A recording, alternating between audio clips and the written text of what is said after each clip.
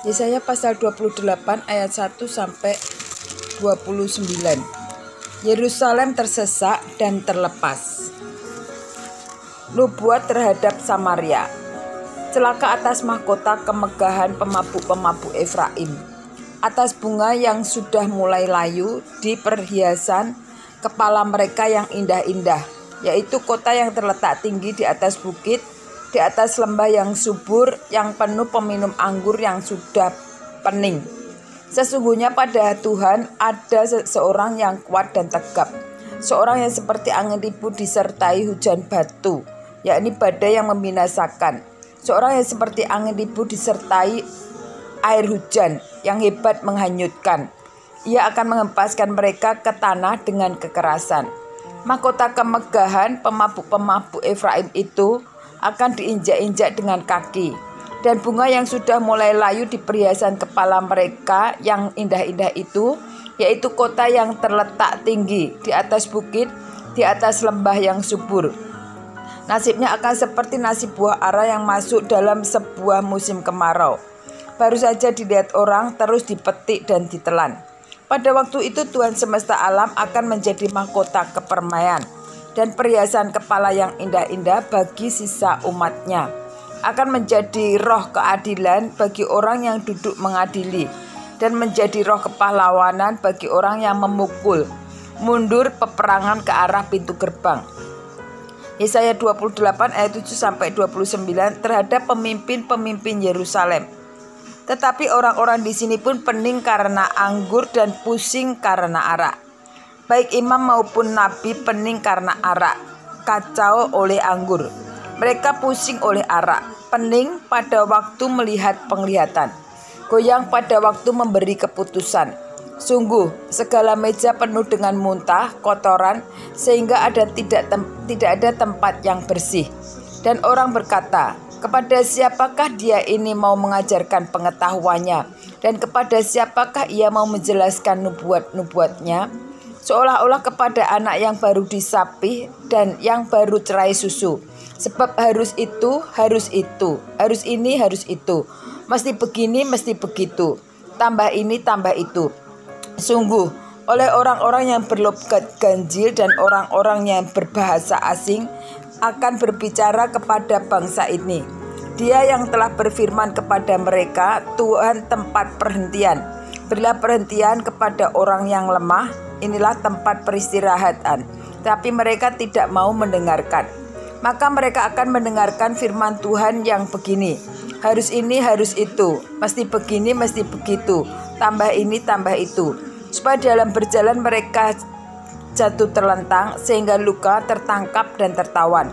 Sebab itu dengarlah firman Tuhan, hai orang-orang pencemooh, hai orang-orang yang memerintah rakyat yang ada di Yerusalem ini.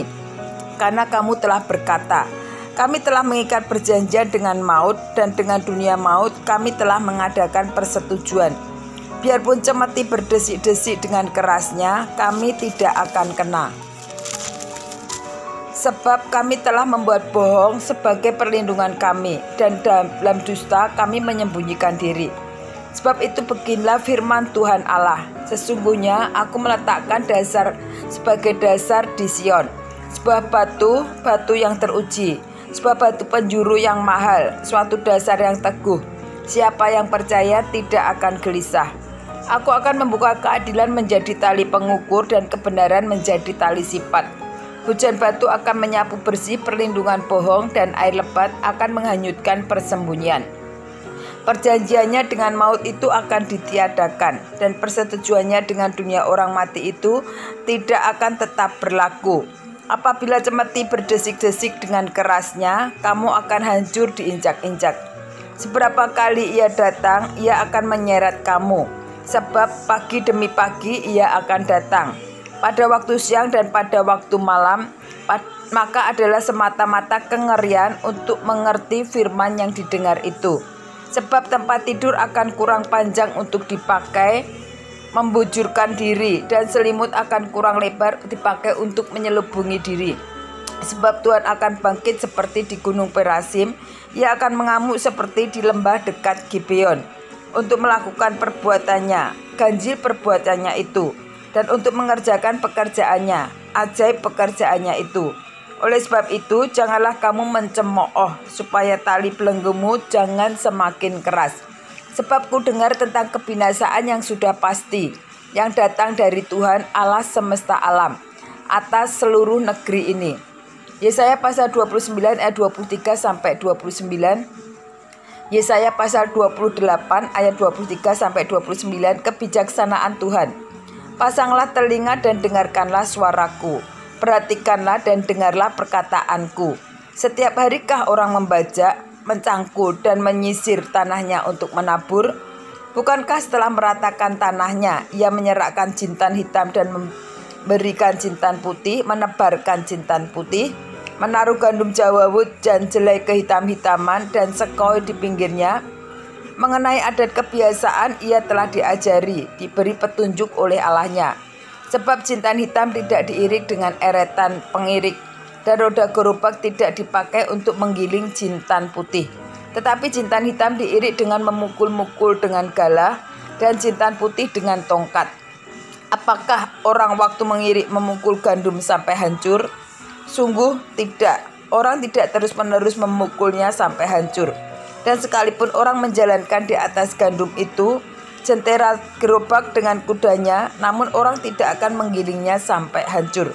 Dan ini pun datangnya dari Tuhan semesta alam. Ia ajaib dalam keputusan dan agung dalam kebijaksanaan.